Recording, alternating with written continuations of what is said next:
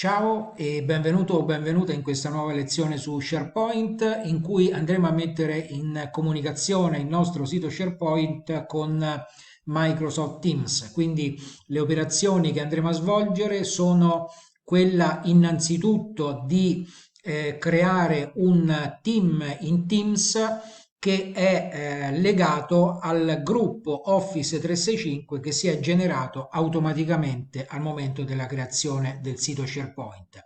Dopodiché andremo a integrare il sito SharePoint dentro Microsoft Teams, di modo che il sito SharePoint sia immediatamente raggiungibile anche da Microsoft Teams.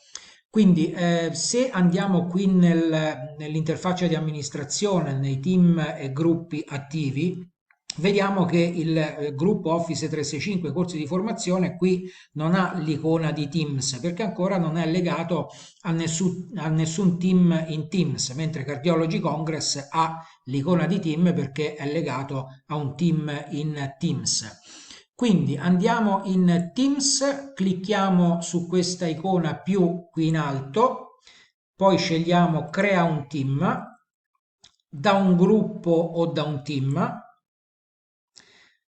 gruppo di Microsoft 365, come abbiamo fatto nella lezione precedente con Planner. Andiamo a cercare corsi di formazione, eccolo, lo selezioniamo e clicchiamo su crea.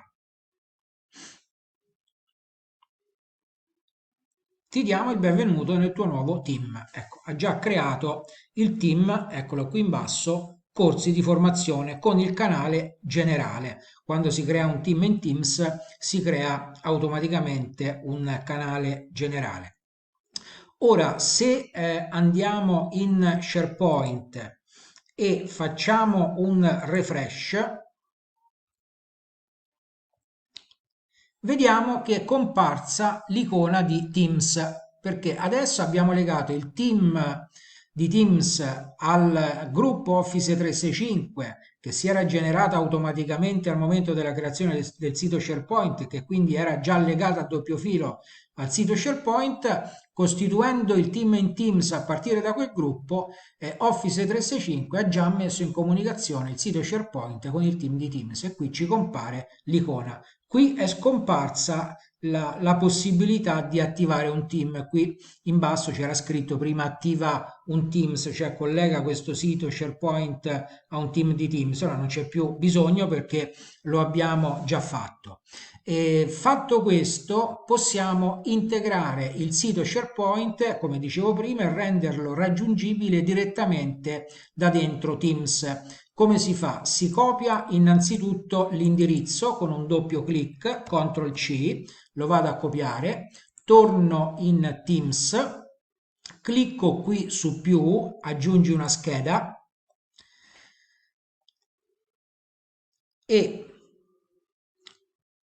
mi proporrà ora alcune schede che sono generate automaticamente da Office 365, tra cui c'è SharePoint.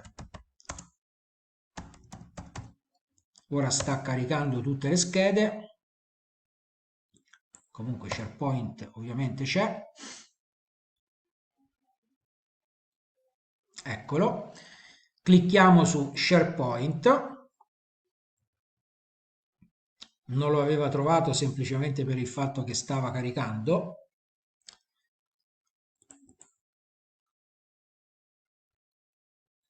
A questo punto vado a cliccare su, è un pochino lento, ma si raggiunge tutto, qualsiasi sito SharePoint, incollo il collegamento che ho copiato su SharePoint e vado a cliccare su salva. Una volta che ho cliccato su salva, ecco che la scheda è stata configurata e adesso, facendo un refresh di Teams, potrò vedere l'accessibilità diretta al sito SharePoint dal menu in alto di Teams. Ora aspettiamo un attimo che si carichi. Ecco, home page, se io clicco qui vado direttamente al sito SharePoint, cioè il sito SharePoint mi si apre direttamente dentro Teams. Ecco il nostro sito corsi di formazione. Ormai lo conosciamo nella sua grafica molto bene. Quindi abbiamo visto come si può integrare SharePoint dentro Teams. Ora abbiamo messo veramente in comunicazione le applicazioni più importanti, poi faremo un passaggio anche su OneNote, faremo un passaggio su Power Apps e poi faremo un accenno a quello che realizzeremo in maniera compiuta, approfondita in una apposita sezione su Microsoft Forms, dove si possono creare dei form con cui appunto poi si possono girare direttamente dei dati nelle liste SharePoint. Ti aspetto alla prossima lezione. Ciao!